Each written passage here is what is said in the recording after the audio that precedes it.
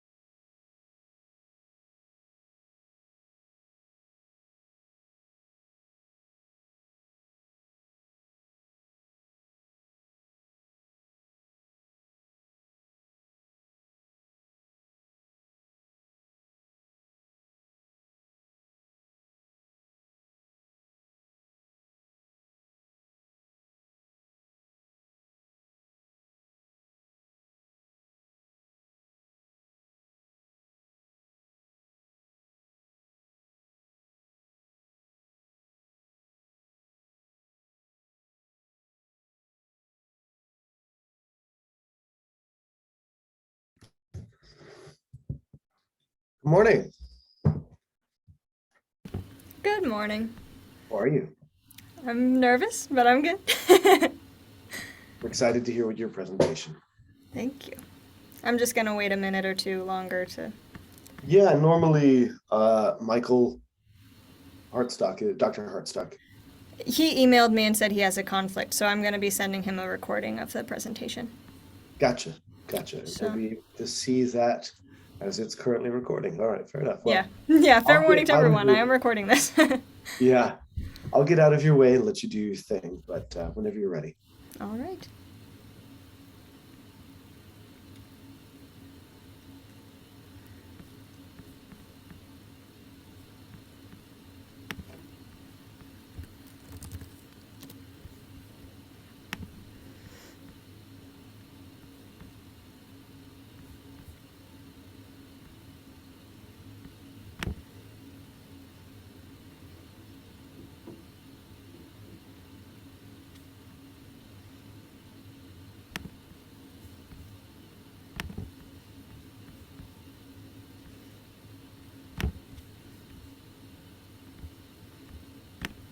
Spoilers. Okay, here we go. All right, I'm not seeing any more people coming in, so I think we're just going to go ahead and get started. Welcome to my capstone presentation. My name is Jalen Rick, and I am presenting today on dance in the choral classroom. And a little bit of background about me. I am a vocal music education major, but I originally came to Millikan as a musical theater major, and I've always had a very strong interest in dance. So this presentation is about how I am merging those two art forms together and how I'm hoping to use dance in the choral classroom as a music educator. Alrighty, so a little bit about the presentation. Sorry, I'm going to admit a few more people. Um, I will be talking about how movement is already used in music education. It's used a lot in general music and elementary early development. So I'll be talking about that and then talking about the connection between dance and music in general. How are they related and why is dance a useful tool in music education? And then I'll be talking specifically about how dance can be used in choir and how to implement it into our educating. And then lastly, I'll talk about some repertoire examples and how I would specifically use dance in my classroom. And then I'll leave time for questions at the end as well, so be thinking of those as I go through. First of all, movement in music class. Like I said, movement is a huge part of early music education, and there has been lots of research done, many different methods of using movement, and we'll be talking about some of those today. Theorists like Dalcroze, Kodai, and Orff have developed methods that incorporate physical motion as an essential part of learning music. So we'll be delving into that. So, Dalcroze was an internationally known teacher and theorist who emphasized movement. He's most known for eurythmics, which I have a quote about up here. It comes from the Greek word eurythmy, which means order, rhythmic order or movement. And there are three main focuses to his theories: rhythm, solfege, and improv. And then he says that the visual aspect of movement is secondary to the musical aspect. Like it says in the quote here, eurythmics does not pursue an aesthetic objective. It starts from the inside out, and its influence is reflected on the whole body. So Dalcroze is all about auditory and kinesthetic movements and how they interact together. Kodai came decades after Dalcroze, but he was very inspired by a lot of the motion exercises that Dalcroze used in his fundamental theory. And Kodai has also three main elements: language, song, and movement. So a little different, but they both rely on movement a lot in their theories. He uses a lot of games and dances tied to folk songs from the native tongue of the students, because he believes that language is an important part of music as well as movement. Like it says in the quote here, singing connected with movements and action is a much more ancient and at the same time more complex phenomenon than a simple song. Kodai used movement to incorporate theory into his music education, more so than Dalcroze did. So Kodai was more focused on music literacy, whereas Dalcroze was more about auditory and performance-based learning. Kodai used things like hand signs, body percussion, chanting, things like that to aid the music education process. And then we've got Carl Orff. Since the beginning of time, children have not liked to study. They would much rather play. And if you have their interests at heart, you will let them learn while they play. So, Orff was very focused on movement, as you can tell from that quote. He came around in the mid-20th century with his methodology. He talked about the connection between music and dance. And of these three, Orff was actually the most connected to dance as an art form, whereas Kodai and Dalcroze more focused on general movement and rhythmic movement. Orff actually worked with a lot of modern choreographers and dancers, which I'll talk about a little bit more later. But he likes to use music, speech, and movement and how they can be used interdependently and reliant on one another in music education. So that's some ways that music is used already in the elementary music classroom and general music specifically. And we'll get into the more broad connection between music and dance next. Sorry. All right, so elementary music is obviously where most of the movement takes place, but I think that it can be implemented in the choral setting and the secondary setting as well, to enhance the music learning process. This is a great quote from Gustav Mahler, the famous composer. All music proceeds from dance. Oh, I forgot to mention, this cover of this book is a book that I've been reading all semester. It gives a great broad historical overview of the connection between music and dance. And that's where I got a lot of this info from. So the relationship of music and dance, there are three different ways that music and dance are connected. Music composed for dance, that's how dance was originally created. Typical practice in ballets, Renaissance dances, and even operas. A lot of times music and dance music was composed specifically for a dance style, like that's the case in a lot of ballets. And then dance choreographed to music is the most common practice today. A lot of times choreographers pick a song or pick a piece of music and create movement based on that music.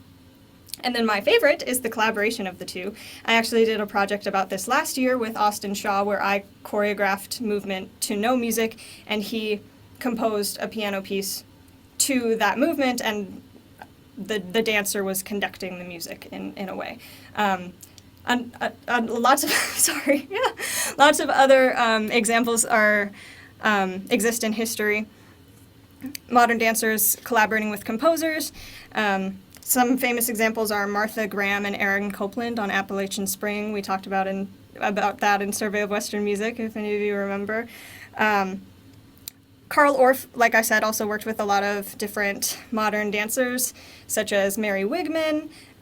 Dorothea Gunther actually created a school of dance, and Carl Orff was the music director of that school. So they collaborated in teaching dance through music.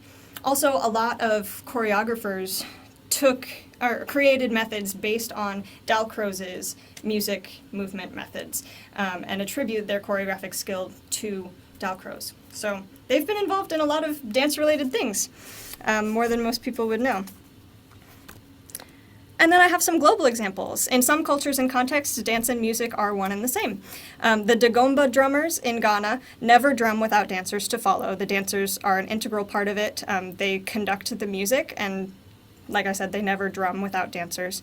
The Nagaku drummers in Japan, similar to the Dagomba, but in this case, the drummers are the dancers, and they never create music without the elaborate choreography in the drumming.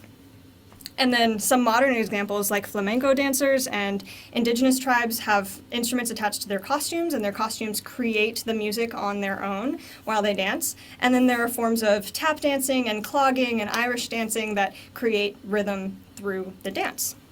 And another example that I find just really fascinating is the Ubakala people in Nigeria. The word for dance is also the word for drum and playing music. So it's literally the exact same thing. They're not separate concepts. Now, how do you incorporate dance in the choir setting? Good question. Let's dive into that. So first of all, why is dance an important aspect of learning music? It's a learning tool for rhythm and meter. A lot of students find it easier to latch on to rhythm or grooves of the music when they have like a sway or a step or tapping the beat, just basic kinesthetic movements. So dance is very helpful in that. Another reason is it develops artistic expression through multiple different art forms. So it creates more well-rounded humans by teaching them about more than just the music that they are singing, but different ways of expressing through that music and related to that music. And lastly, the contextual and cultural understanding of the repertoire. This is very important, especially in today's music education. We want to incorporate a lot more music from all over the world, and we want to research that music and teach about more than just how to pronounce the text. You want students to get some kind of understanding out of it. So dance is a great way to learn a little bit more about those cultures. Some styles of dance that I just think are helpful and useful in choral repertoire. First of all, we all know the waltz. The waltz came around in the 1700s in Vienna, and it's probably the most common style of dance used in choral classrooms. A lot of times choral directors will have students sway 1, 2, 3, 1, 2, 3, or even do the steps 1, 2, 3, down, up, down, up, just to feel the emphasis on one and feel the lilt of the waltz. Another example is the gavotte, which was a Baroque dance in France, and it's very light and elegant. It's not bouncy, though. It's light, it stays on the toes, and showing videos of that can help students get the style of the music that they're learning. And then l'allemande is somewhat similar. It actually originated in the 16th century in Germany, but then it made its way into French court dancing. So it's kind of known more as a French dance now, even though the word is obviously German, or it means Germany. So this dance is a little bouncier. It's always in duple meter, and it involves a lot of hops and chassés. It is a partner dance, so it's very, free and bouncy, like a lot of Baroque music. So that is another useful one. And then the rest of these are Latin jazz, which is very useful because a lot of students don't really know how to feel that groove when they're working on vocal jazz or Latin jazz. The samba is an example that I will talk about in the repertoire, but it's about shifting weight with the swung notes and using the gravity 1, a 2, 1, a 2, 1, a 2, and that'll help the students feel that dotted rhythm and the swung rhythm. Merengue is the simplest, well, it's known as the easiest style to learn in all of the Latin ballroom dances because it's constant 1, 2, 3, 4. It's just stepping back and forth. So that's an easy one to teach students if you're ever doing something that's merengue, and they can learn some dance to go along with it, which is very fun. The mambo the steps are on 1, 2, 3, 4, 5, 6, 7, 8. 1, 2, 3, 4, 5, 6, 7, 8. And that can influence how people are singing as well. And then the tango is another one that I'll talk about in our repertoire, but an interesting fact about it is as you watch tango, you notice that the footwork is very fast and sharp, and the upper body is very flowing. So how can that influence the way that we sing in a tango? I found 4 ways, well, I created kind of 4 ways to use dance in the choral setting. First example is moving to help with phrasing, rhythm, or groove of a song, which is kind of what I just demonstrated with those different styles of dance. And then example B is choreographing and or teaching in the style of the repertoire. So creating movement that goes along with the style to help students understand it a little better and feel it in their bodies. C is improvising dance or movements to music, and I have a good example of that from a choral journal that I found, which is very fascinating. But improvising helps students to feel the music and figure out how their bodies would move with the phrasing of the music and the dynamics of the music. And then watching video examples is example B. Video examples can help students just see a little bit about the culture that it comes from and how people move in that style of music. Okay, lots of talking, but now it's time for the fun part, the repertoire examples. At least I think this is the fun part.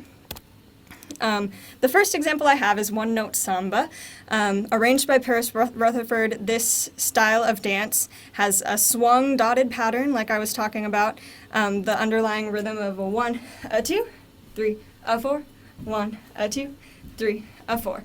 I would teach that basic step before students even learn a single note, so that they are feeling the rhythm before they start learning the music. Otherwise, they might learn it wrong accidentally in how they're singing it. So, like I said, samba, it's all about the gravity and the weight shift. So your weight shifts 1, a 2, 3, a 4, and having that little ball change in there helps people feel that like the dotted swung pattern is so quick. 1, a 2, 3, a 4. So the emphasis is on the downbeat. I think I had this pulled up over here so we don't have to watch an ad. Yay, okay. So just playing, I hope you can hear this. Do I have sound share on? Shoot. Thumbs up if you can hear this. Okay, I'll turn it up a little bit. So you can feel that swung pattern. 1, a 2, 3, a 4. 1, a 2, 3, a 4. Go forward and back.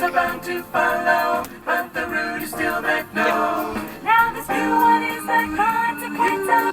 So that's just a simple example, and that's a really easy vocal jazz song that an early high school ensemble could do, and it's a great way to introduce them to that samba style. So incorporating that basic step will help them feel that rhythm.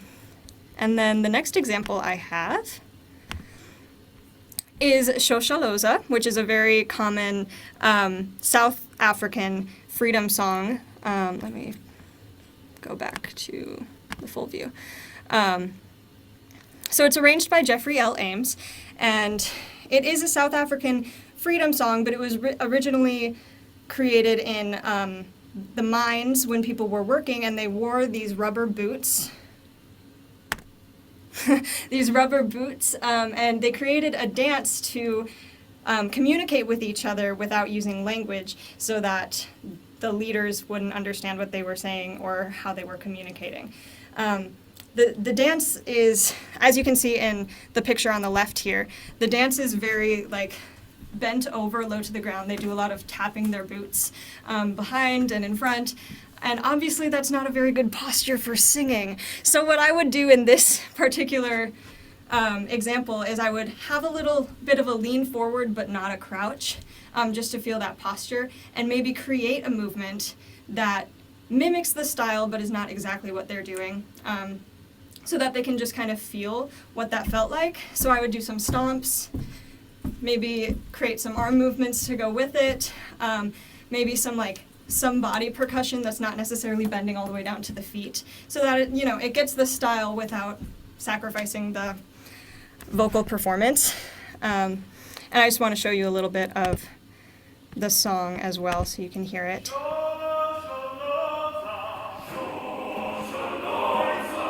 It's a very popular song, so you can do stomps with it. Just kind of creating your own movement that still goes with the style of dance that was originally used.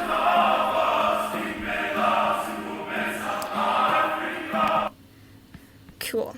So that is my example of choreographing or creating movement to go along with the genre. And then this example is a cool one that I found in the American Choral Directors Association. I'm just going to read it to you because I just found it very inspiring. The District Festival Choir is rehearsing Ralph Manuel's Alleluia. The notes are in place, but the piece lacks impact. The director has been working with the choir for a few hours, and a positive rapport has been established. He asks how many of the students like to dance, and a number of them raise their hands. The director asks whether anyone has studied ballet, and a few indicate they have, including one enthusiastic-looking boy, whom the others applaud. The director takes a chance and asks the boy if he would be willing to improvise a dance. The choir begins the piece again. The boy begins to move slowly, gracefully, and others join in. Soon, a line of dancers threads its way through the auditorium and up across the stage. When the tempo picks up in the middle section, the dancers begin leaping and pirouetting. No one seems self-conscious. The choir is in its own world. Alleluia is transformed, magical. So that's just an example of how improvisation and dance in general can really change the way people feel music. And I think that is a very inspiring example, and obviously it wouldn't work out like that all the time unless if you have that rapport created in your choir already, but I think it's a great learning tool for anyone who's trying to learn more about music and feel music and express through music. And my last example is how I would use a video example or a demonstration of dance to aid the process. So this is Libertango by Astor Piazzolla, arranged by Oscar Escalada. And I have an example of the song here. I will pull it up this way.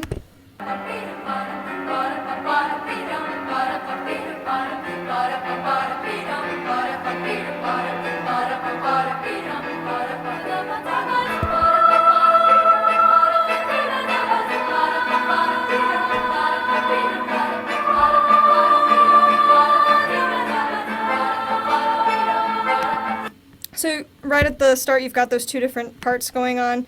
And then I would show a video example of a tango to get students to feel the intensity of that and of just the style of dance. So I'll show you a little bit of that.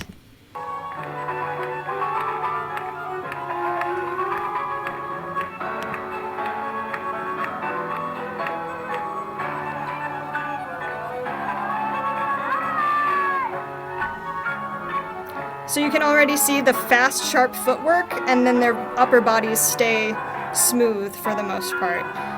So it looks very elegant while the foot movement is fast.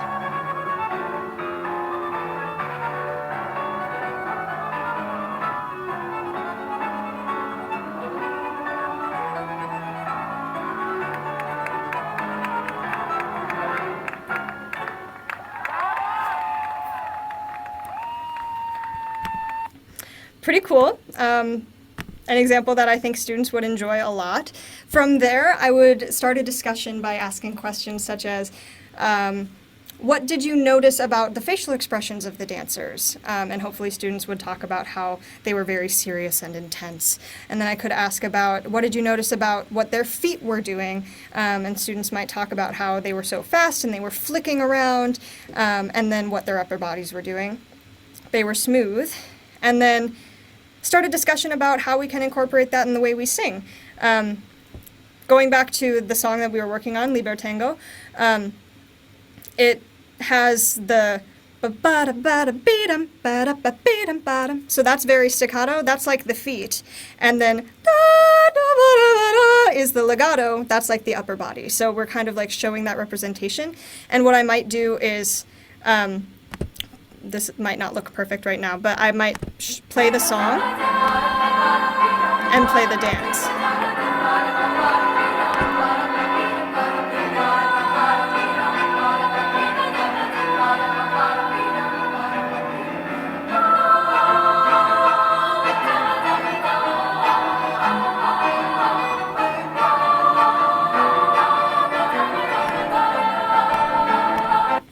So if I had actual students in my classroom, instead of playing that video of the girls singing, I would have them sing and then play the dance in front of them and see how that influences the way that they're singing and the intensity with which they're singing, as they focus on either the upper body or the lower body through their voices.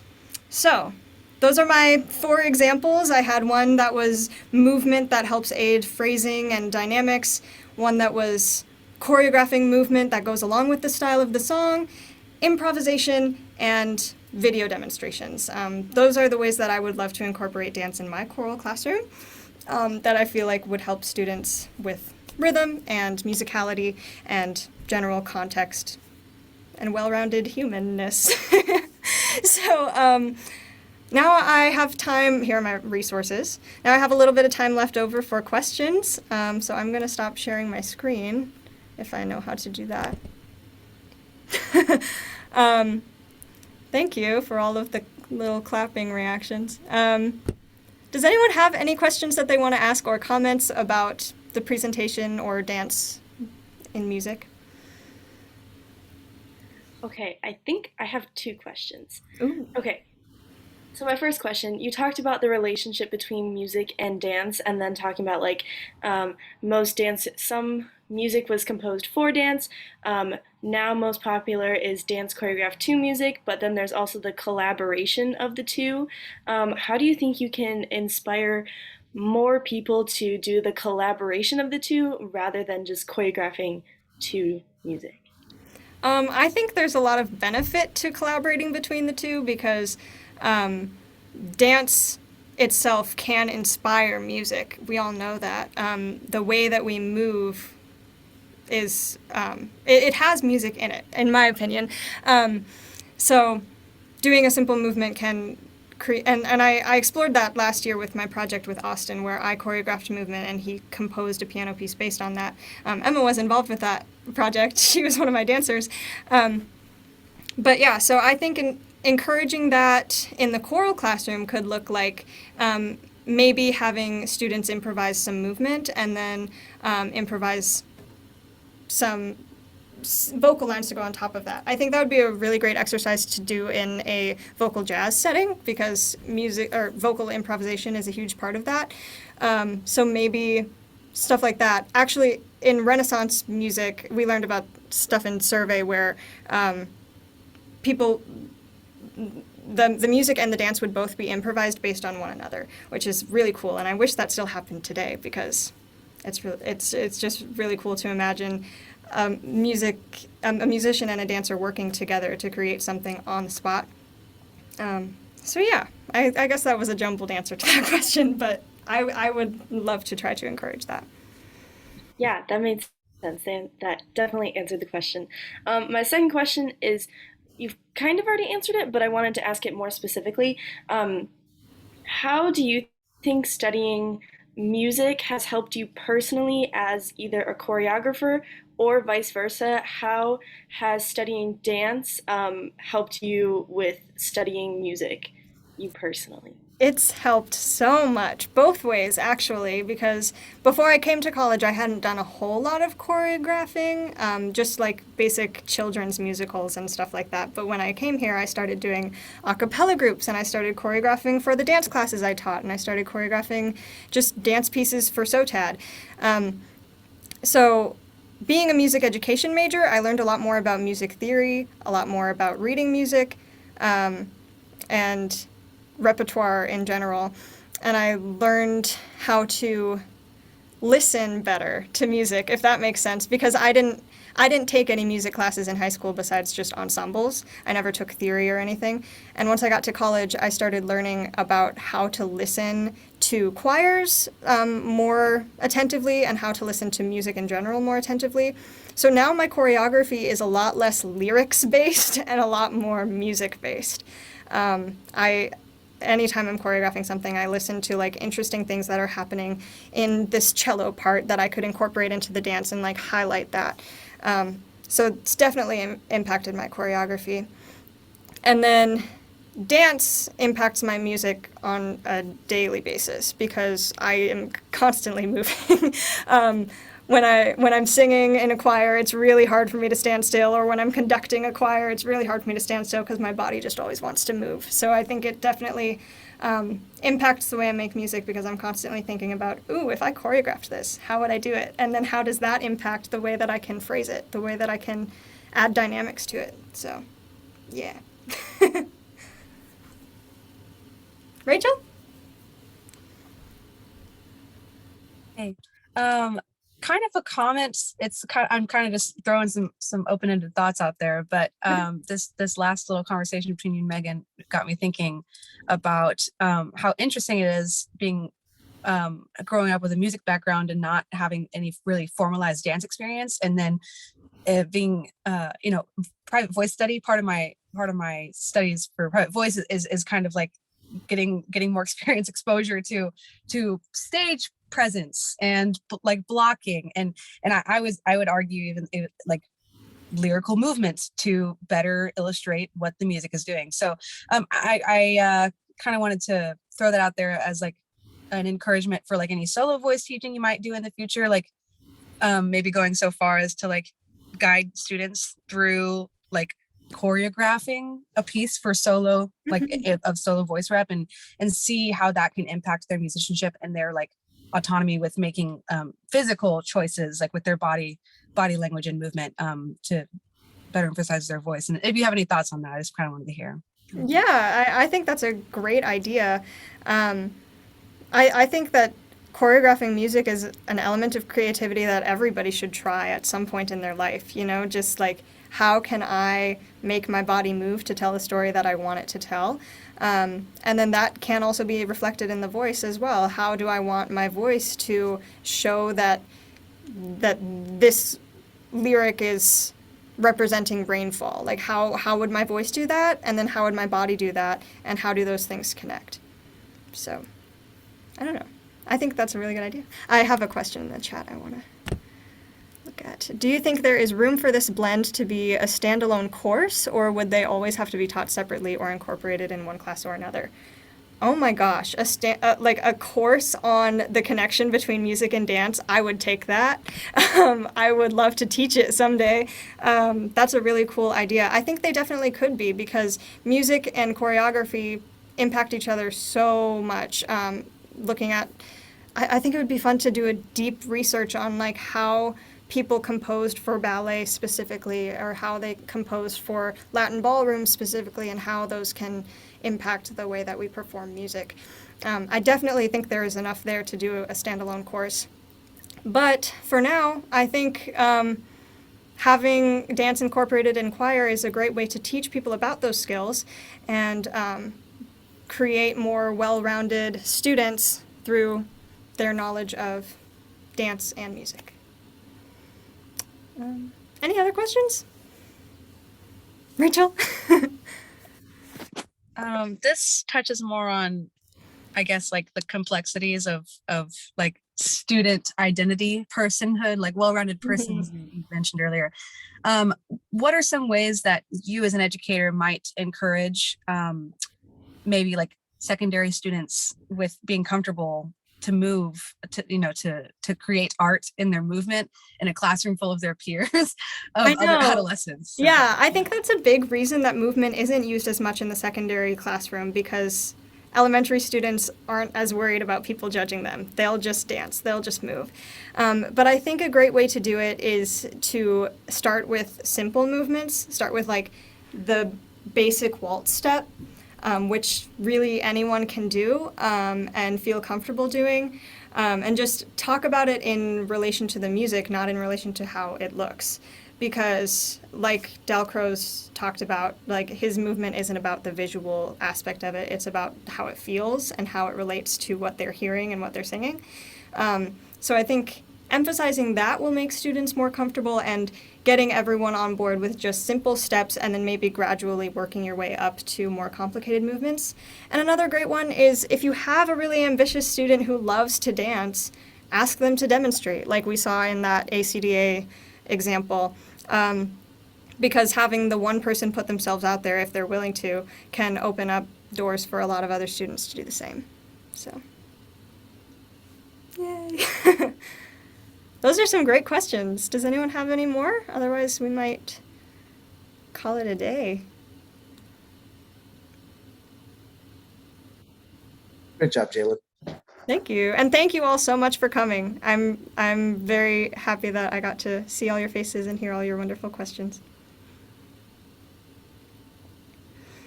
Great I'll go job. present this at conferences. What? Go present this at conferences and make other people know about it. Okay. I would love to.